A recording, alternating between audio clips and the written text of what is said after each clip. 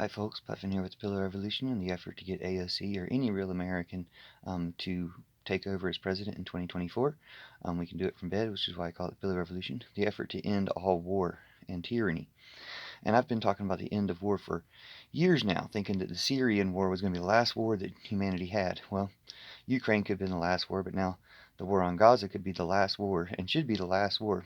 Even though there's multiple wars going on, it takes a turning point in one war to be the end of all war. And hopefully, the Israeli Defense Forces killing 3 of the hostages yesterday is that turning point. I just want to break that down for a little bit. As sad as that is, they've killed a lot of other people there, which is equally sad or even sadder.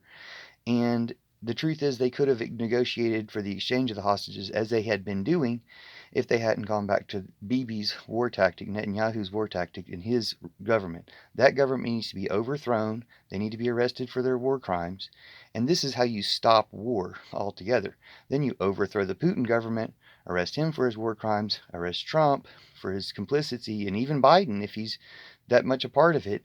But the point is, to get a real American president to do these things, we need AOC. We need anybody to run who's going to just promise to arrest Trump, promise to actually do their job and protect this country from the threats of having it being trying to take over. But yeah, the fact that they killed these 3 hostages.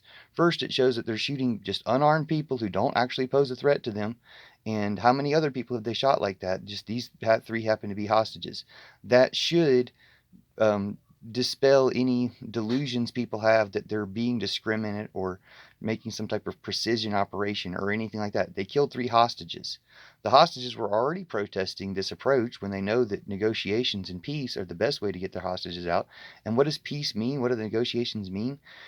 Releasing some Palestinian hostages, lots of kids that Israel has taken captive in their terrorist ways by, for throwing rocks or chanting slogans or waving flags. In many cases, I don't know what everybody's accused of, but enough of them are accused of that. I'm sure they have hostages like that are perfectly safe to trade for the hostages to have gotten them out, but they didn't want that.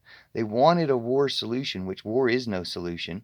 The other news report that came out yesterday about Israel's attack on Gaza is that they've opened up a crossing for aid to recover, which that can't just be coincidence that the same day they personally murdered 3 of the hostages, they finally do something humanitarian, and which they have not done yet and have been being urged to do the entire time.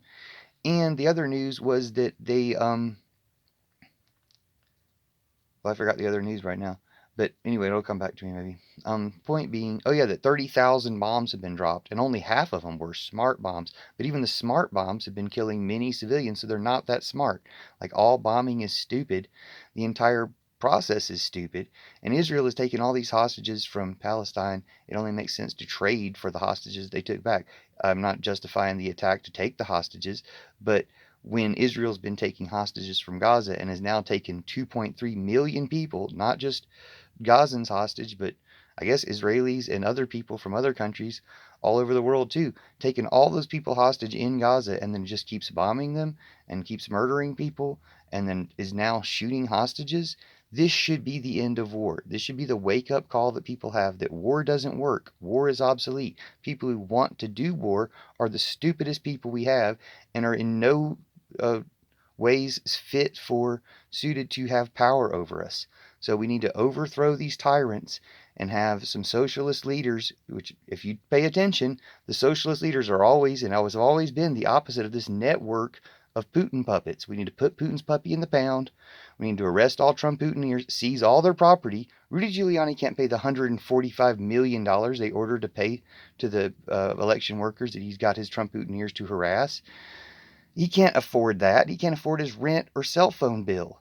So you need to seize their properties and pay for all their crimes collectively. And we need to start doing some other things collectively. We need to seize Elon Musk's property. He's meeting with Georgia Meloni, or whatever her name is, Maloney, in Italy, and Richie Sunak, or whoever he is from UK.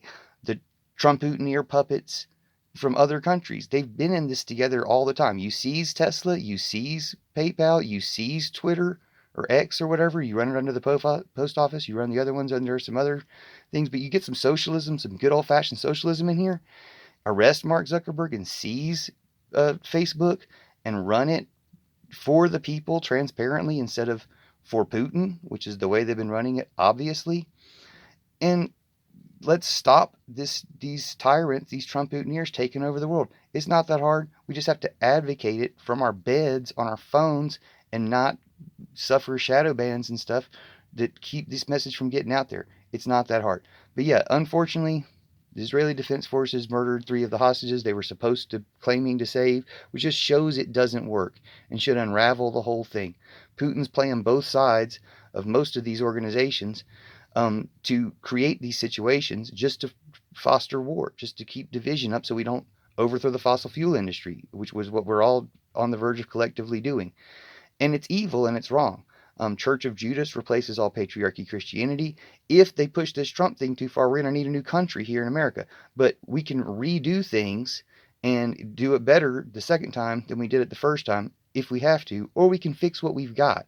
But for that, we're going to need a progressive candidate who will actually imprison Trump and Trumputineers and just seize their properties, and then we can pay for everything. And they deserve it because all they've been doing is supporting evil and war this whole time and being against traitors to whatever country they're from, traitors to humanity, and we need to just not have those people running the show anymore.